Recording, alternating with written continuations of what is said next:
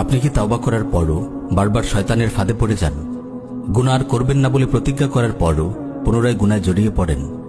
মনের সব জোর একত্রিত করেও গুনাহ থেকে বেরিয়ে আসতে পারছেন না? আমার ভাই, এ নিয়ে হতাশ হওয়ার কিছু নেই। আমার কথাগুলো মন দিয়ে শুনুন। মুমিনের পুরো জীবনটাই একটি যুদ্ধ, একটি অন্তহীন লড়াই। এ লড়াই কুপ্রবৃত্তির বিরুদ্ধে, শয়তানের বিরুদ্ধে।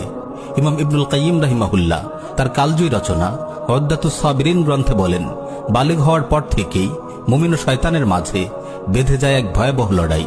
মুমিন তার আকল, ইলম, সবর ইত্যাদির মতো হাতিয়ারগুলো নিয়ে কুপ্রবৃত্তি ও শয়তানের বিরুদ্ধে ঝাঁপিয়ে পড়ে। শয়তানও তার দলবল নিয়ে মুমিনের উপর হামলা করে। কোনো ফয়সালা না হওয়া পর্যন্ত এ লড়াই অব্যাহত থাকে। প্রিয় ভাই ও বোন, যতদিন আপনি এই পৃথিবীতে বেঁচে আছেন, এ লড়াই এক মুহূর্তের জন্যও থামবে না। এজন্য শয়তানের বিরুদ্ধে বিরামহীন কুস্তি যুদ্ধ। কখনো শয়তান কুস্তিতে আপনাকে হারিয়ে দেবে, আপনাকে মাটিতে ফেলে আপনার বুকে চেপে বসবে।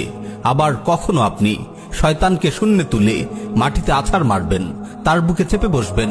আপনি কোনো গুনাহ করে ফেলেছেন, এর অর্থ শয়তান আপনাকে কুস্তিতে হারিয়েছে, আপনাকে মাটিতে ছুঁড়ে ফেলেছে। আপনি কি মাটিতে শুয়ে থাকবেন? না, আপনি এক লাফে উঠে দাঁড়াবেন। গুনাহ করার পর আপনি খালিস দিলে আল্লাহর কাছে তাওবা করবেন। তাওবা করার অর্থ ঘুরে দাঁড়ানো। ঘুরে দাঁড়িয়েই কি আপনি ক্ষান্ত হবেন? না, আপনি নিজেকে সংশোধন করবেন এবং ভালোভাবে গুছিয়ে নেবেন। যে দুর্বলতাকে কাজে লাগিয়ে শয়তান আপনাকে কুস্তিতে হারিয়েছে, আপনি সেই দুর্বলতাটুকু কাটিয়ে ওঠার চেষ্টা করবেন। শুধু এতটুকুই নয়, আপনি শয়তানকে পাল্টা আঘাত হানবেন। আপনি ন্যাক আমল করবেন। ন্যাক আমল করা মানে শয়তানকে পাল্টা আঘাত করা, তাকে কুস্তিতে হারিয়ে দেয়া, তাকে মাটিতে আছাড় মারা। এখানে আমি কোরআনের দুটি আয়াত আপনাকে শোনাতে চাই।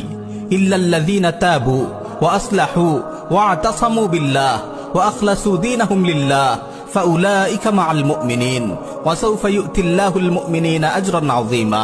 যারা তাওবা করে, নিজেদের অবস্থা সংশোধন করে, আল্লাহকে দৃঢ়ভাবে আঁকড়ে ধরে এবং আল্লাহর উদ্দেশ্যে তাদের দিনে একনিষ্ঠ থাকে, তারা মুমিনদের সঙ্গে থাকবে এবং মুমিনগণকে আল্লাহ অবশ্যই মহা পুরস্কার দেবেন।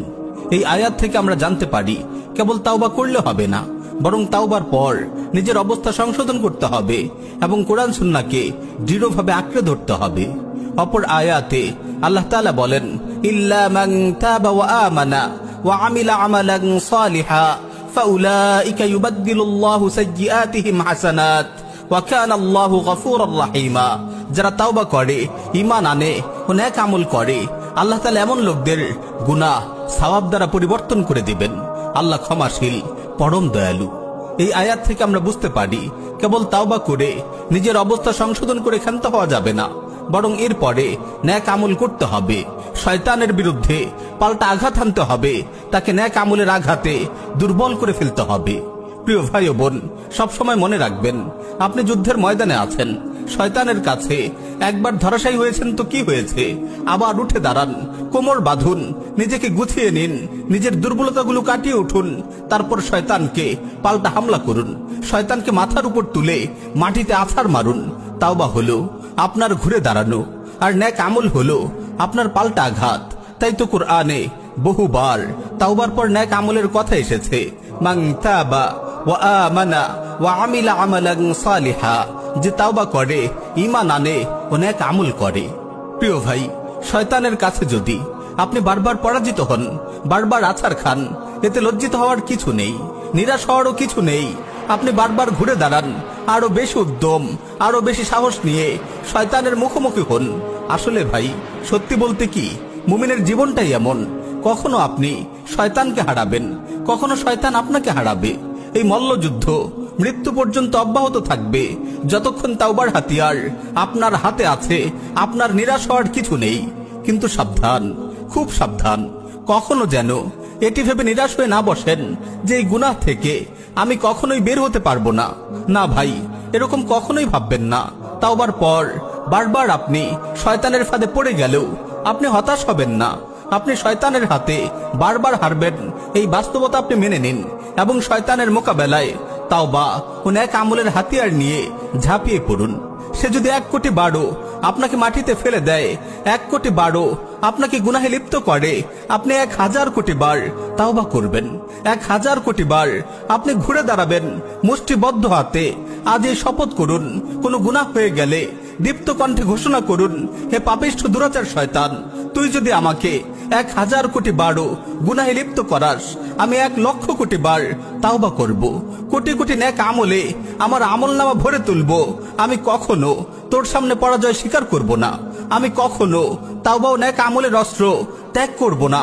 তোর সব চক্রান্ত বাধাকে পদদলিত করে আমি অবশ্যই আমার রবের সঙ্গে জান্নাতে মিলিত হব ইনশাআল্লাহ।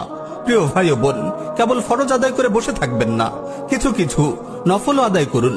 যে ব্যক্তি নফল আদায় করে, শয়তান তাকে সহজেই ফরজের ব্যাপারে গাফিল করতে পারে না। মনে রাখবেন, আপনার প্রতিটি নেক আমল শয়তানের গালে এক একটি চপেট আঘাত। তাই সব সময় আপনার জবানে জিকির জারি রাখুন। শয়তানের গালে একের পর এক চর কষতে থাকুন। সে আপনার মনে কুমন্ত্রণা দেওয়ার সুযোগ পাবে না। একটু অবসর পেলেই কুরআন তিলাওয়াত করুন। কিয়ামুল লাইল ও অন্যান্য নফল সালাতেও নিয়মিত হওয়ার চেষ্টা করুন। ধারাবাহিক আমল করলে ইনশাআল্লাহ শয়তান দুর্বল হতে থাকবে। এক সময় আপনার কাছে ঘেঁষতেও ভয় পাবে।